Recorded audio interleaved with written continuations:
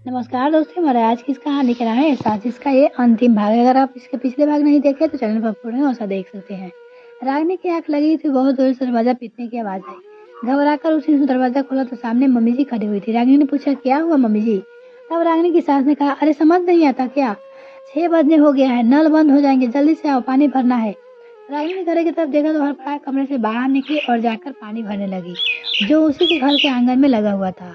नल में गगरिया लाकर पानी भरती और उसके अंदर लाकर रसोई में टंकी में पलट देती। डेढ़ टंकी के करीब पानी भर ही आया था कि नल चले गए। तब सासू माँ बड़बड़ाने लगी और किसी काम को मन में नहीं रहता इसका। कहा था कि पानी आने वाला है, भर लेना। पर ये महारानी है कि कमरे में जाकर पसर गई। अगर हम ना उठाते तो नल भी चले जाते, कैसे भर पाते पानी फिर? दोनों माँ बेटी आपस में बात कर रही थी। रागिनी सब चुपचाप सुन रही थी और अपने आप को कोस रही थी क्यों वो बिस्तर पे जाकर लेट गई। उसे पता ही नहीं चला कि अब उसकी आंखें लग गई। फिर उसने कुछ हिम्मत जुटाकर अपनी आप सास से पूछा, मम्मी जी 6 बज रहा है, क्या आप दोनों की चाय बना लूं? तब रागिनी की ननद ने कहा, हाँ हाँ बना दो, पर मैं ज्यादा चाय नहीं पीती, बस 1 कप ही बनाना, बोली। रागिनी चाय बनाकर लाई। तभी ननद ने कहा कि रागिनी तुम भी अपनी चाय यहीं ले आओ, हमारे साथ बैठकर पी लो। रागिनी बोली, जी दीदी। रागिनी रसोई में जाकर अपना कप उठाकर बाहर हॉल में ले आई और सब बैठकर चाय पी रहे थे।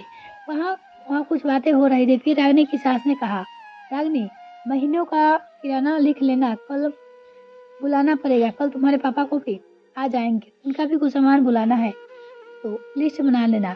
रागिनी की नर एकदम से बीच में बोली, यह अच्छा है कि तुम लोग हमारे मम्मी पापा के साथ रहते हो, वरना विनय की नौकरी छोड़ने के बाद तुम लोग का गुजारा कैसे चलता? तुम लोग तो भूखे मर जाते यदि मेरे पापा ना होते।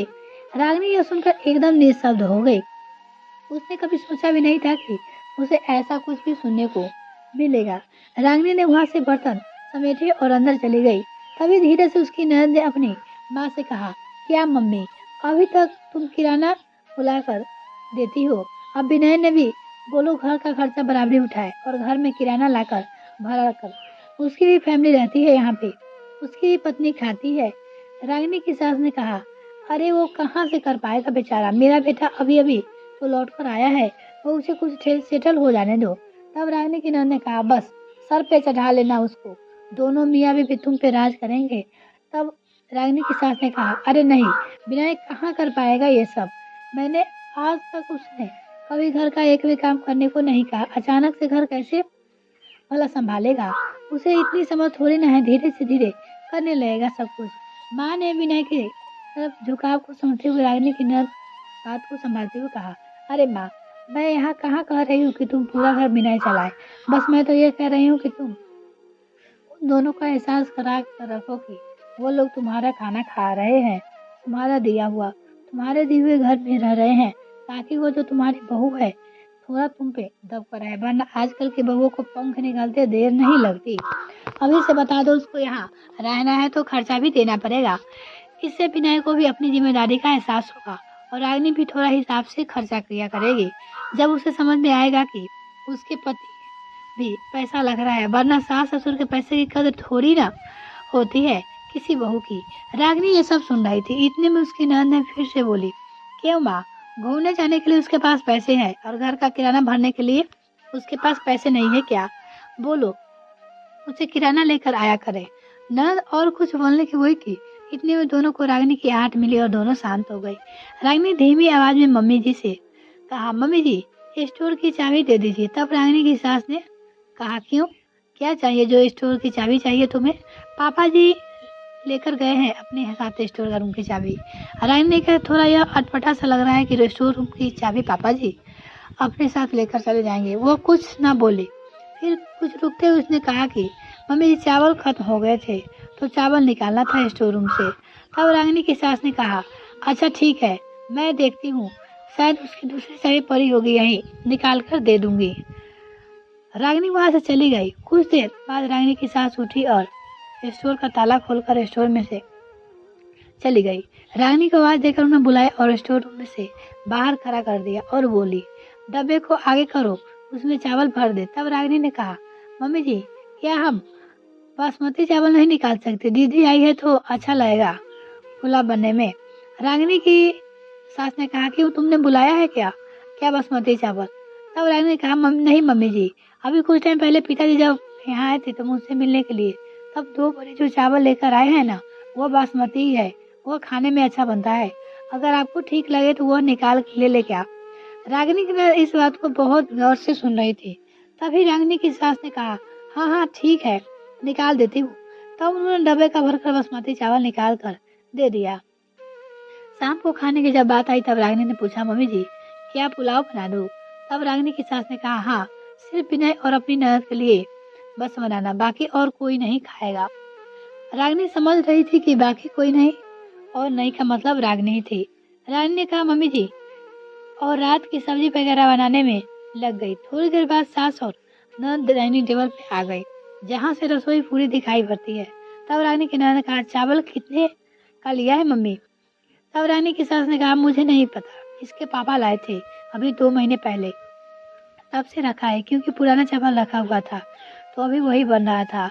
वो तो आज इसने याद दिलाया कि वो चावल लंबा बनता है, खाने में अच्छा है, तो तुम्हारे लिए निकाल दिए।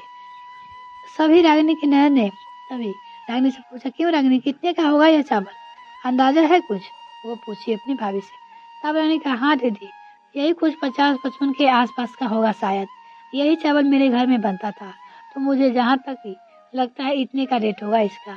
तब रानी की ननद ने कहा, 55 रुपये किलो का चावल? इतना रुपये का चावल तो हमारे यहाँ के नौकर भी नहीं खाते। कम से कम 75 या 280 किलो का चावल मंगाना पड़ता है अपने यहाँ के कर्मचारी के लिए मुझे, और हम लोग तो के लिए तो 120 किलो वाला बनता है। 55 में क्या बासमती चावल मिलता होगा? तंज कसते हुए कटरीली मुस्कान से हंसती हुई रागिनी की ननद बाहर चली गई। रागिनी सब्जी काटते काटते मानो अपने कलेजों को काट रही थी।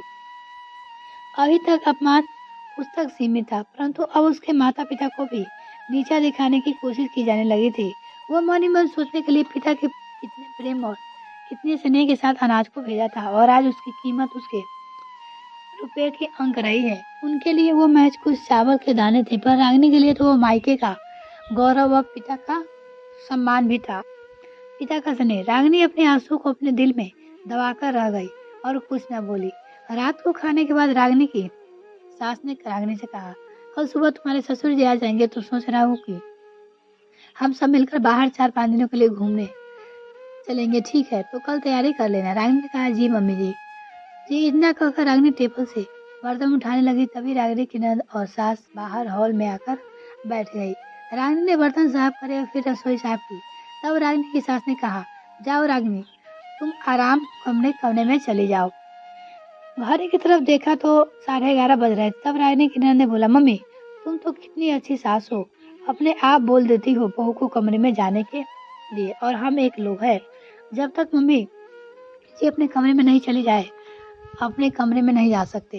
रागिनी तुम्हारे किस जन्म के पुण्य होंगे जो इतनी अच्छी सास मिली है तुम्हारे, भाग्यशाली हो तुम बहुत ज्यादा। इतना अच्छा बड़ा परिवार मिला है, इतना अच्छा पति और इतनी अच्छी सास ससुर मिले हैं तुम्हें, वो बोली। और एक दिन जब रागिनी की सास मंदिर जा रही होती है तो रास्ते में उसका एक्सीडेंट हो जाता है और अस्पताल जाते जाते उसकी मौत हो जाती है, और कहानी यहीं पे खत्म हो जाती है। ना ही अब रागिनी की सास बची उसके बाद, और ना ही रागिनी की ननद कुछ बोलती। यह पूरी कहानी आपको कैसी लगी कमेंट सेक्शन में जरूर लिखिए, और हमारे साथ लास्ट तक बने रहने के लिए बहुत बहुत धन्यवाद। रागिनी की सास की मौत हो जाने के बाद अब ना ही रागिनी की ननद आती, और थोड़ा बहुत आती थी, वो भी उतना नहीं बोलती, क्योंकि अब उसे समझ में आ गया था कि जब भी अब वो बोलेगी तो अब पहले की तरह मान नहीं है कि उसे भाभी बर्दाश्त करेगी।